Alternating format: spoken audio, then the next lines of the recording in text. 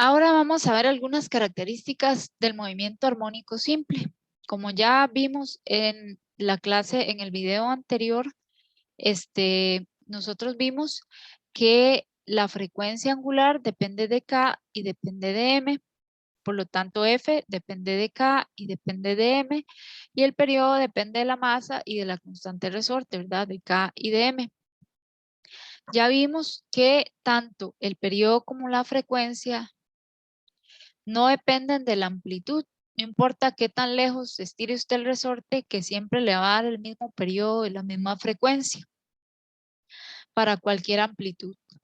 Entonces, en la clase vamos a realizar estos ejercicios, pero ahora vamos a hablar del desplazamiento, la velocidad y aceleración en el movimiento armónico simple.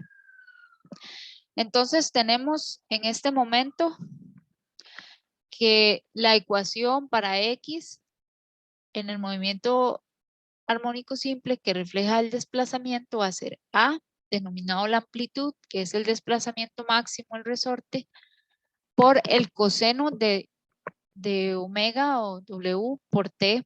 Este W en realidad es la letra griega omega en minúscula, corresponde a la frecuencia angular en radianes por segundo. Y este T es el tiempo y este phi es lo que se llama la fase. La fase nos va a decir, por ejemplo, si la onda empieza aquí arriba o puede ser que la onda empiece aquí abajo cuando el tiempo sea cero. Eso es lo que nos indica la fase. La frecuencia angular es como el número de ciclos por segundo multiplicado por 2pi. Entonces, si nosotros derivamos la ecuación de arriba, digamos, nosotros hacemos la derivada de x con respecto al tiempo, que en física 1 vimos que era la velocidad, entonces vamos a hacer la derivada de coseno, es seno menos seno, ¿verdad? Entonces aquí sale el seno y aquí sale el menos. Luego está aquí multiplicando la A y hay que derivarlo de adentro con respecto al tiempo. Entonces, si yo derivo esta parte con respecto al tiempo, me queda solo omega. Entonces, tengo que multiplicar el A por el seno de WT más phi por omega. Y esta es la velocidad, la expresión de la velocidad. Ahora, si yo quiero sacar la aceleración es la derivada de la velocidad con respecto al tiempo o la segunda derivada de la posición con respecto al tiempo. Entonces, si yo vuelvo a derivar ahora la velocidad, este seno se me convierte en un coseno, que es este de aquí. La A es una constante, pero cuando yo derivo lo de adentro con respecto al tiempo por la regla de la cadena, entonces me va a quedar solo la omega. Y ya tenía una omega. Omega por omega, omega al cuadrado. Entonces así se describe la aceleración. Ahora, nosotros podemos graficar este desplazamiento de esta forma. Esto es un seno. El desplazamiento se hace grande, luego se hace cero, luego se hace negativo, luego se hace cero, luego se hace grande, luego se hace negativo, luego se hace cero, luego se hace negativo y así sucesivamente.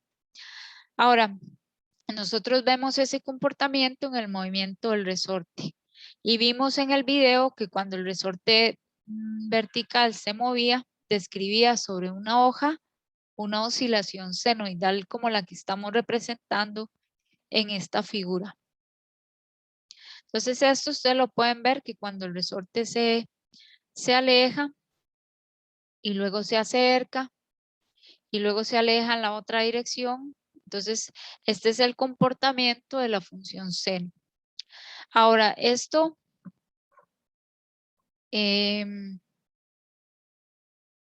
existe lo que se llama la velocidad el ángulo de fase, que se describe como la arcotangente de la velocidad inicial dividida entre la frecuencia angular por la posición inicial del resorte, por la posición inicial, sí, perdón, x0 es la posición de equilibrio. Ahora la amplitud en el movimiento armónico simple se puede describir como x0 al cuadrado más v0 al cuadrado entre la frecuencia angular al cuadrado.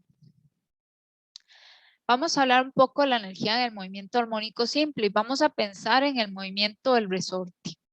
Entonces piensen en un resorte que se mueve.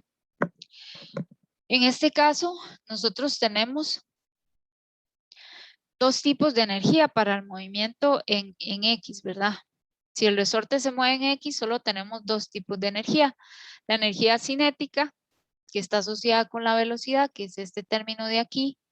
Y tenemos también la energía elástica, que es la energía conservada en el resorte. Ahora, la energía cinética, vamos a llamar K, y la energía potencial se va a llamar U.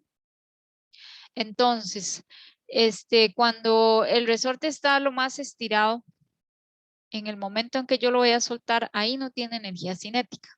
Lo que tiene es una gran acumulación de energía potencial. Entonces, cuando yo lo libero, lo que tengo, digamos, es en este caso que la energía solo es energía potencial. ¿Lo ven? En azul. No tiene energía cinética. Toda la energía se ha convertido en energía potencial. Cuando va a medio camino, bueno, digamos que lo hago para acá para que me coincida con el dibujo, la dirección del dibujo. Entonces lo estiro, ahí está en reposo. Pero cuando yo lo libero y va por medio camino, tiene tanto energía elástica, la cual va disminuyendo conforme se va acercando a la posición del equilibrio, y tiene un montón de energía cinética porque va aumentando su velocidad. Cuando llega al punto de equilibrio en el que el resorte no está estirado, entonces esta energía potencial se hace cero porque X valdría cero. Pero tiene mucha energía cinética. Entonces tiene tanta energía cinética que él lleva tanta velocidad que ahora se mueve para el otro lado. Y entonces aquí la velocidad cinética es máxima, toda la energía del sistema, toda la energía mecánica se convierte en energía cinética. Y ahora empuja al resorte a moverse hacia la otra dirección donde va aumentando la energía potencial poco a poco y va disminuyendo la energía cinética hasta que llega al punto máximo del otro lado del punto de equilibrio, y ahí se alcanza energía cinética máxima, pero se detiene, tiene velocidad cero, cero energía cinética para devolverse. Entonces la energía potencial vuelve a hacerse cero la energía cinética y máxima la energía potencial. Y es así como un ciclo, van aumentando y disminuyendo la energía cinética y potencial.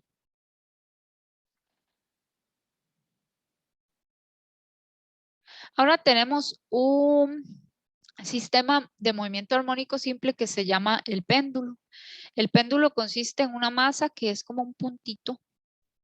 Toda la masa es un puntito y una cuerda que la cuerda no tiene masa o tiene muy poquita masa y la cuerda no se puede estirar.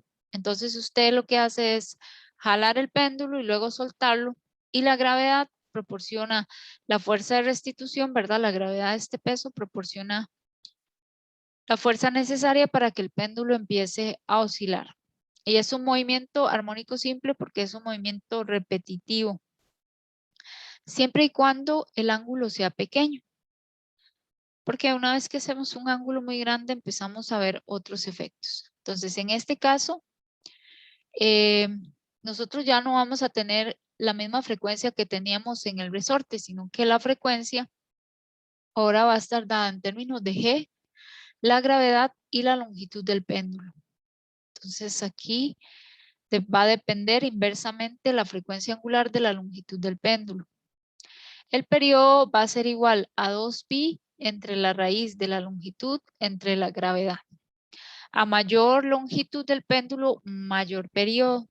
El periodo es el tiempo en que dura en completar una oscilación, en regresar al punto de donde salió. Ahora tenemos otro tipo de péndulo. Por ejemplo, cuando la masa no está, como tenemos no un cuerpo puntual, sino un cuerpo que tiene ahí una forma extraña. La masa está concentrada en un solo punto, al cual le llamaremos centro de gravedad, que es un concepto que ustedes debieron haber visto en física 1. Digamos, este cuerpo tiene centro de gravedad aquí, pero tiene un pivote. El pivote es el punto que está clavado y con respecto al cual gira el cuerpo. Ahora, este cuerpo, al uno hacerle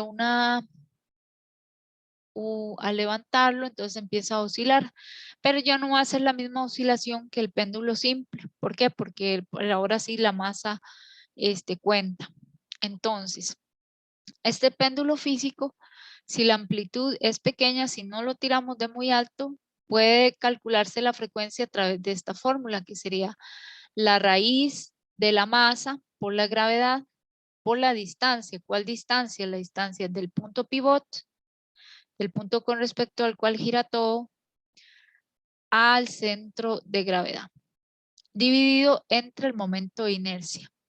El momento de inercia es como el equivalente a la masa, pero en la dinámica de la rotación. Entonces, en vez de, digamos, es como la dificultad si hay un momento de inercia muy grande, el cuerpo presenta una dificultad muy fuerte para rotar.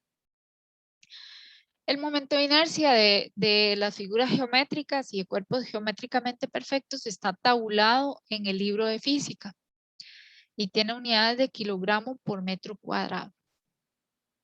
Ahora, el periodo es igual a 2pi entre la raíz de I, momento de inercia, por la masa, por la gravedad, por la distancia. A veces esta fórmula se usa para calcular periodos de movimientos de piernas de mamíferos, ¿verdad? Porque podría decirse que es como un péndulo físico, una pierna que se mueve así, sin rodillas, ¿verdad? Es como un péndulo físico. ¿Qué quiere decir? El centro de masa, digamos, gira con respecto, mis dedos giran con respecto a este punto, pero el centro de masa está, digamos, como en el centro del dedo. Entonces, este sería como una especie de péndulo físico. Así igual una pierna de un mamífero parecería como estos dedos en movimiento. Ahora, el péndulo físico o los péndulos que ya no son como el péndulo simple, que es una masa que está como en un puntito, no rotan, no se mueven así armónicamente, sino que tienen movimientos muy diferentes. Como imagínense que usted ponga como a rotar, no sé, algo que no tenga la masa uniforme, como que empieza como a hacer unos giros extraños. No sé si ustedes recuerdan un asteroide o un cuerpo que pasó cerca de la Tierra que se llama Oumuamua. Es que decían que era una nave extraterrestre. Una de las cosas que tenían era que el periodo de rotación era irregular. Ese periodo de rotación, una de las posibilidades que pueden explicar esos periodos irregulares de rotación es que el cuerpo no tenga la masa uniforme, sino que sea como más masa en un lado. Entonces, cuando va dando vueltas, va haciendo como una especie de giro extraño. Esos serían como algunos ejemplos del péndulo físico. Y ahora vamos a hacer unos ejercicios de esto, pero también vamos a estudiar las oscilaciones amortiguadas. Recuerden que cuando ustedes están moviendo en la hamaca, ustedes se dan unos impulsos, pero si ustedes dejan de impulsarse, la oscilación se detiene. Se detiene por el efecto de la fricción, se detiene por la fricción del aire, por la fricción de la cuerda sobre la superficie donde está sostenida. Esas fuerzas disipativas quitan la energía del sistema y el sistema se detiene. Ese tipo de oscilación se llama oscilación amortiguada. Por ejemplo, la hamaca donde se tiene por sí sola por el efecto de la fricción es un ejemplo, pero imagínense si tenemos el resorte y le ponemos una fuerza de fricción, en algún momento va a dejar de moverse porque la fricción va a quitarnos la energía. Hay una forma de representar la fricción. Si digamos esta es la fuerza del resorte, podemos representar la fricción como una constante V por la velocidad. Si la constante V es muy grande, pues se amortigua muy rápido. Y entonces esta ecuación de aquí, la suma de fuerzas es igual a la masa por la aceleración, representa una ecuación diferencial de segundo orden. La velocidad es la derivada de la velocidad, aquí, es la derivada de la distancia y la aceleración es la segunda derivada. Entonces, la solución de esta ecuación es X es igual a A por E a la menos B entre 2M por T. Este término de aquí, la exponencial, es un término como de decaimiento. Entonces, lo que va a hacer es que a cada oscilación le va a corresponder menos energía y menos energía, y entonces la onda se va a ir amortiguando. Por el coseno de WT, quiere decir que siempre va a oscilar, pero va a ir oscilando con menos energía hasta que el movimiento se detiene.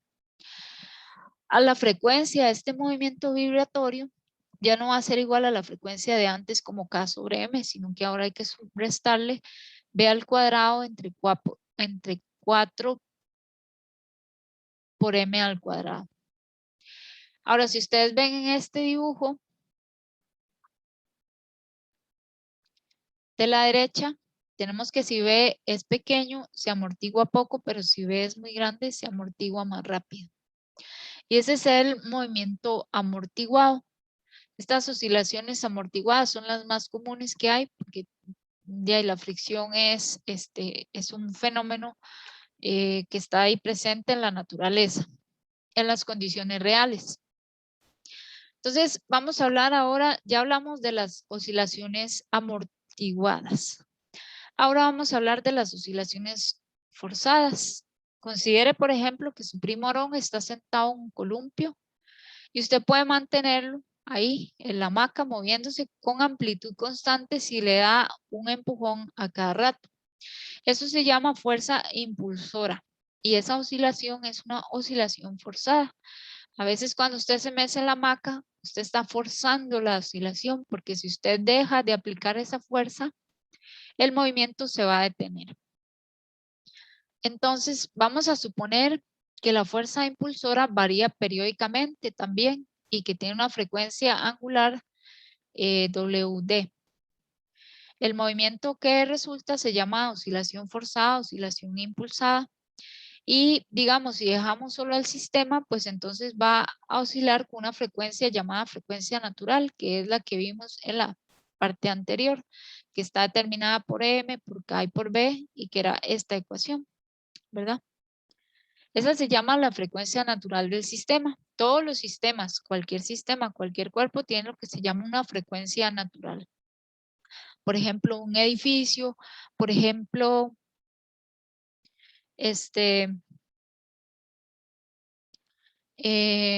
un resorte, por ejemplo, un circuito que tiene corriente alterna, también tiene una frecuencia natural. Por ejemplo, un material, un vidrio.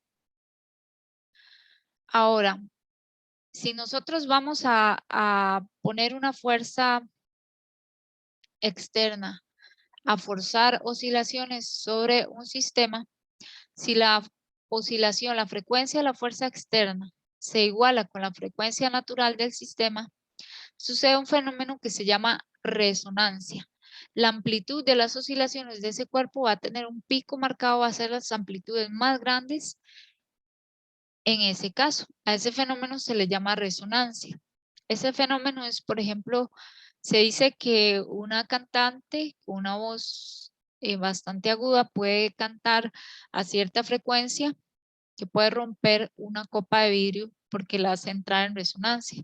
La frecuencia de la voz igualaría la frecuencia natural del vidrio y entonces el vidrio pues oscila tan bruscamente que se rompe. También existe una historia de que un montón de soldados pasaron marchando a través de un puente y la frecuencia de oscilación de la marcha, igualó la frecuencia de oscilación natural del puente, el puente se cayó. Ahora también existe, por ejemplo, las ondas sísmicas, las ondas, los terremotos, son ondas que viajan a través de la Tierra, ocurridas por diferentes causas y a veces tienen diferentes periodos, diferentes frecuencias. Entonces, por ejemplo, las frecuencias de oscilaciones de las casas son mayores a un segundo. Las frecuencias de los edificios son menores a un segundo. Las frecuencias de los edificios son un poco más grandes, son cercanas a un segundo. Los periodos de oscilación, perdón, que están asociados con las frecuencias naturales. Y el periodo de oscilación de un edificio muy grande es como un poco menos de 2 segundos. Esta está asociada con la frecuencia natural. Entonces, cuando viene un terremoto, oscila, obliga, fuerza a la casa, al edificio, a oscilar, lo pone a oscilar. Es una oscilación forzada. Pero si se iguala el periodo de oscilación del terremoto con el del edificio, entonces el edificio se cae. ¿Por qué? Porque entra en resonancia y las amplitudes empiezan a ser tan grandes que se cae en ese caso el edificio. Entonces aquí vemos 3 tipos diferentes de ondas, uno con un periodo de menos de un segundo, uno con un periodo de un segundo y otro como un periodo como de 2 que puede hacer derribar este edificio. Gracias.